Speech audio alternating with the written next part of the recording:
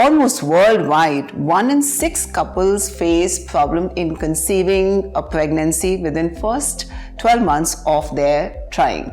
So there are a lot of fertility procedures offered to couples based on their medical history. So today we will be talking about one procedure which is known as IUI, which is intrauterine insemination. So what is IUI? Intrauterine insemination. In this, the sperms from the male partner are deposited in the uterus at the time of ovulation. Now let's understand why and how IUI is better than the natural trying. In a natural conception, the sperms are deposited high up in the vagina, and actually very few sperms reach the uterus. While in IUI, the sperms are deposited close to the tubes high up, increasing the chances of sperm meeting the egg. Second, in IUI, the semen sample is cleaned of the impurities, and now the best quality, fast-moving sperms are deposited close to the tubes. Third, IUI is timed around ovulation, which increases the possibility of sperm meeting the egg. So what is the success rate for IUI? Now this is the most common question which couples ask us. So in a natural cycle, the conception rates are about 4 to 5%. IUI doubles up these chances. So the success rate of IUI in a particular cycle is 8 to 10%. So what are the indications of IUI, which means when should you think that you should go in for IUI?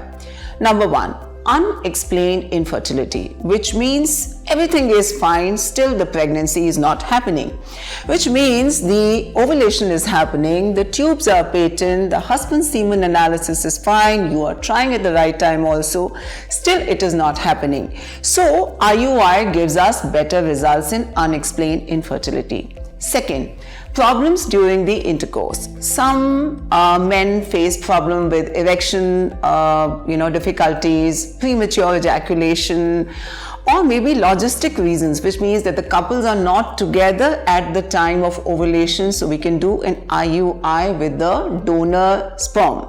Then third, male subfertility, which means that the semen count is low, motility is low, or the sperm morphology is not good. In case the husband or the partner is having azoospermia, which means no sperms at all, then in that case the pregnancy is planned by using a donor semen sample. Then some women could be having what is known as a semen allergy, so which is the allergy to certain proteins in the semen. So when we wash the semen samples, we actually remove all those proteins and we deposit the clean, high quality, fast moving sperms inside the uterus. Then very importantly, some women could be having cervical factor infertility. So what is cervix? Cervix is the mouth of uterus. So normally the cervix produces a mucus at the time of ovulation, which is very thin, and it actually helps the sperms to move from the vagina, cervix and up into the uterus. But in some people, this cervical mucus could be very, very thick and actually prevent the entry of the sperms. In some women, the cervix opening could be actually closed and really scarred, and so in that case, when we do an IUI, we bypass the cervix and actually make the sperms reach at the top of the uterus, close to the opening of the tubes. Then women who suffer from the ovulation infertility, which means that they are not ovulating. Now, women who have irregular periods, we really do not know when they are ovulating. So, confirming the ovulation on the ultrasound and then placing the sperms right in the uterus will give us better results. Women who suffer from endometriosis also, in case the ovarian reserve is good and the tubes are patent, IUI is the first line of approach to achieve pregnancy. When is IUI not preferred? Which means when is it not a good idea to do the IUI? Number 1, in case 2 or 3 previous IUIs have failed. Number 2, in case the tubes are blocked. Now, it's very logical that in case the tube is blocked, obviously the sperm will not be able to go from place to this place and the egg will not be able to travel from this place to this place.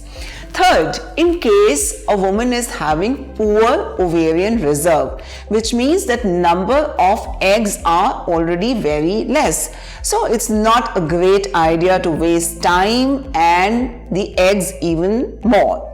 Number 4, in case both the partners are on a higher age side, then also doing an IUI will not be giving us best pregnancy rates. Last, in case a woman is suffering from active infection, then also doing an IUI can actually flare up the infection and reduce the pregnancy rates.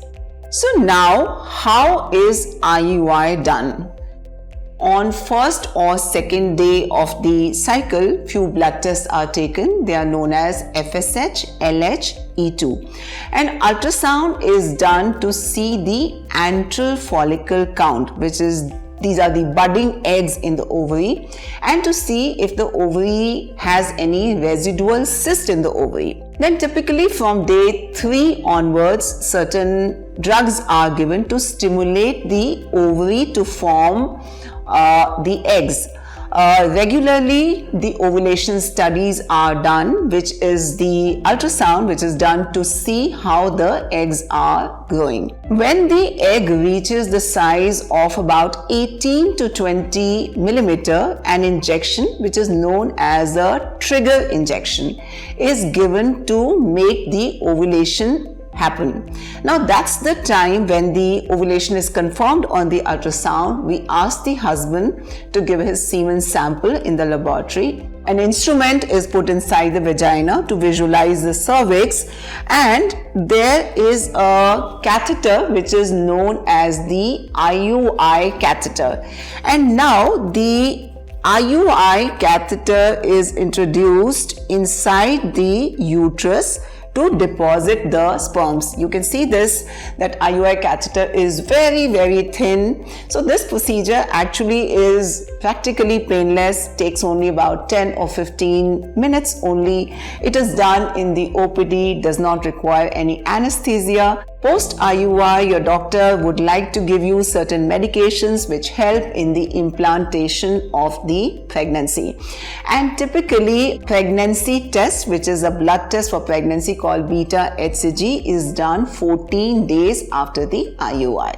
So, any risks of doing an IUI? Number 1, there could be an infection. Number 2, there could be a possibility of multiple pregnancy. So any procedure in which we are giving fertility drugs to stimulate the ovary to produce more eggs, sometimes there could be 2 eggs, there could be 3 eggs also. So chances of multiple pregnancy increase. Third, sometimes there is something known as ovarian hyperstimulation syndrome. Now, this is an exaggerated response of the ovary to the fertility medicines. Now, the most difficult question: why did the IUI fail? It actually feels very logical for the pregnancy to happen.